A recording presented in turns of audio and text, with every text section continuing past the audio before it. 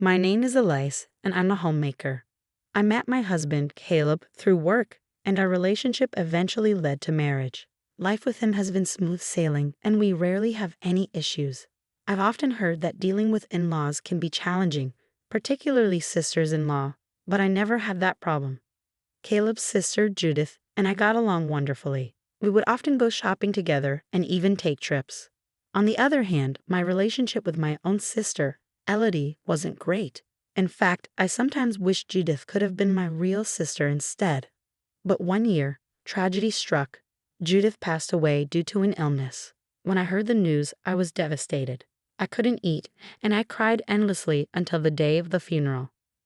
That morning, Caleb had gone ahead to the funeral home, but suddenly he called me with an urgent tone. "Don't come to the funeral. Go straight to your parents' house." "I'll explain later," he said firmly. Confused and hurt, I followed his instructions. When I arrived at my parents' house, they were startled to see me. "Elise, isn't Judith's funeral today? Why are you here?" my mother asked. Looking distressed, I explained what Caleb had told me. My father frowned and let out a sigh. "That makes sense. We just got a strange phone call from someone claiming to be one of Caleb's relatives. They accused you of being a terrible person and even threatened to burn our house down unless we paid them compensation. We assumed it was some kind of scam or prank." My father paused, then added, "Something serious must be going on. Let's wait for Caleb to explain." Just then, Caleb arrived, still dressed in his mourning attire, his face pale and tense. He bowed deeply before speaking. "I'm so sorry for what my relatives have done. I don't think they've come here yet, but just in case, we should go to the police." His words didn't immediately make sense to me. He was out of breath, so I helped him calm down before asking for details. "Caleb, what's going on? Why can't I go to the funeral?" Taking a deep breath, he hesitated before saying, "Judith left a suicide note, and it was filled with accusations against you." "What?" I gasped, stunned. "The note says things like, 'Elise told me to die, and she was abusive toward me. It even calls for revenge against you.' Some of my relatives took it seriously and are now demanding an outrageous amount of money as compensation. They also know where your parents live, so we need to get out of here and go to the police." I felt my legs give out, and I nearly collapsed at the doorstep. My mother rushed to support me. "This doesn't make sense. Judith would never say such things. I never did anything to hurt her." Caleb gently rubbed my shoulders, trying to comfort me. "I know, Elise. It's all lies. My mother never liked you. There's a good chance she changed the contents of the note. Judith always spoke about you like you were her real sister." "I don't believe a word of it," he assured me. Still, I couldn't shake the question from my mind. Could a suicide note really be altered that easily? Even with my limited legal knowledge, I knew tampering with such a document would be a serious crime. "We don't have time to dwell on this. My relatives are already making threats. We have to leave now," Caleb insisted. Following his lead, we left my parents' house and went straight to the police station. I provided them with a recording of the threatening phone call, along with a video I had secretly taken on my phone at the funeral home. In the footage, my mother-in-law had dramatically read aloud a message that seemed suspicious, causing an uproar among the attendees. The police took the matter seriously but explained that since no actual harm had been done yet, they could only increase patrols around the area and monitor the situation. Though I still felt uneasy, I was somewhat relieved knowing the authorities were involved. But just as I started to relax, something happened that shattered my sense of security. As Caleb parked the car in front of my parents' house, we heard a commotion at the door. Approaching cautiously, I saw two middle-aged strangers, a man and a woman, shouting furiously. "This is your fault," one of them screamed. I froze.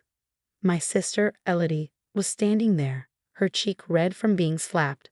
My father's beloved golf club lay broken on the ground, and shattered pieces of vases and ornaments were scattered across the floor.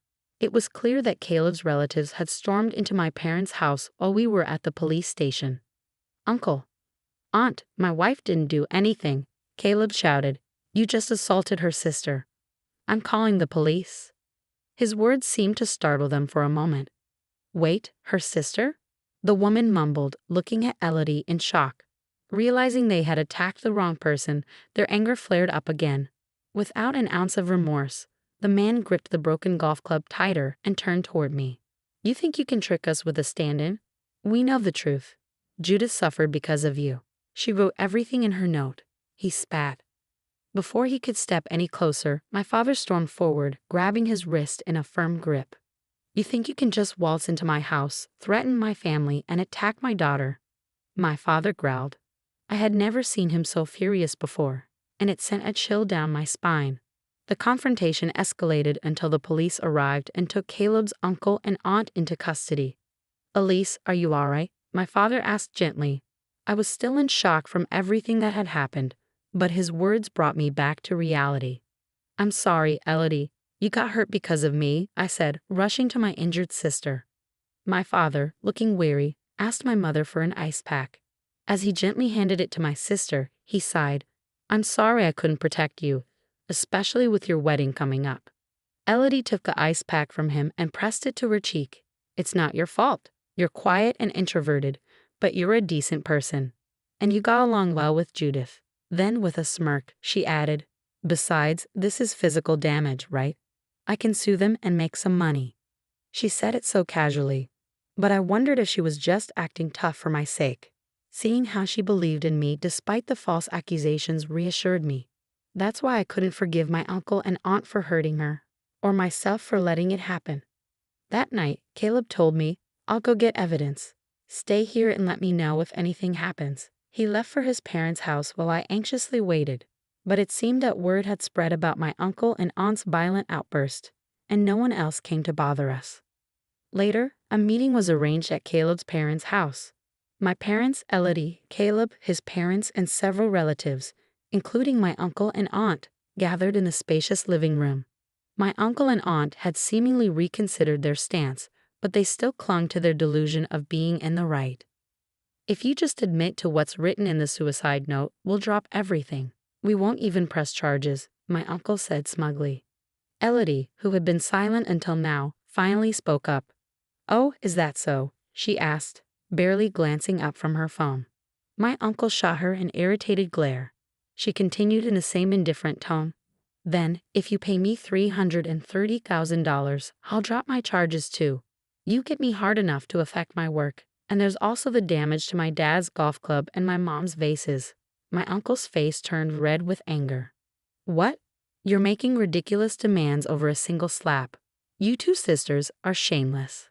He then lashed out at my parents. You should be ashamed of raising daughters like this. My mother, remaining composed, replied, both of them are adults. They're speaking for themselves, not as children needing our protection. Isn't it natural to respond to rudeness with rudeness? Do you even understand the fear and pain of being attacked out of nowhere? Elodie yawned, completely unbothered. That's not even the main issue. The real problem is the suicide note. It was likely altered, which led to all of this nonsense. At that, Caleb turned to his mother. So, Mom, was it you? His mother, who had been fidgeting, flinched visibly. Well, I'm getting old, you know. My memory is a little fuzzy, she said with an awkward laugh. Ignoring her, Caleb pulled out a piece of paper. This is Judith's real suicide note. Silence fell over the room. Mom wrote in her diary where she hid it. I found it. The note she showed everyone, the one that accused Elias, was a fake. She altered it to frame my wife and then read it aloud at the funeral, deceiving everyone.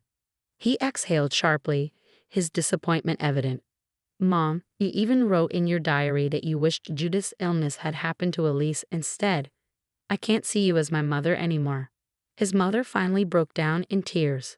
Meanwhile, Caleb's father, who had been silent all this time, spoke up. This is my fault. I never realized what kind of person my wife truly was. He turned to Caleb. You don't have to deal with this family anymore. Go live your life in peace. I'll make sure she never contacts you again. Caleb nodded and then looked at his aunt and uncle. Now about that $330,000. They stiffened. You expect us to give that brat so much money? Elodie grinned. Nice. I can buy a VBR bag and a CBR golf club set. Lucky me. I didn't always like her attitude, but this time I understood she was making light of the situation to help ease our stress.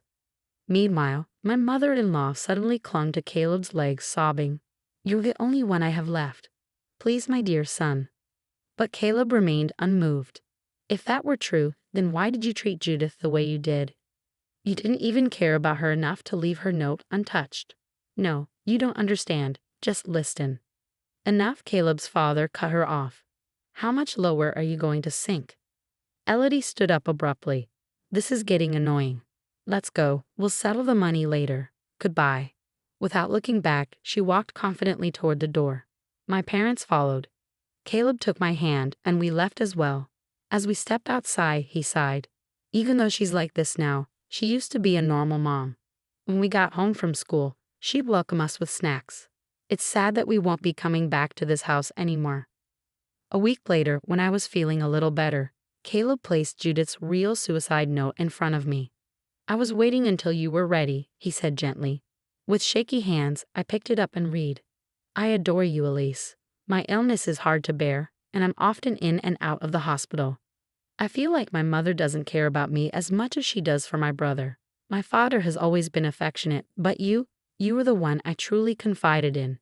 You were my emotional support. You kept me going. I know my parents have a considerable fortune, but I want you and Caleb to inherit my estate. If my mother gets it, she'll waste it. My father will understand. I hope this can help make you happy. Tears streamed down my face as I clutched the letter to my chest. Caleb wrapped his arms around me. Go ahead and cry.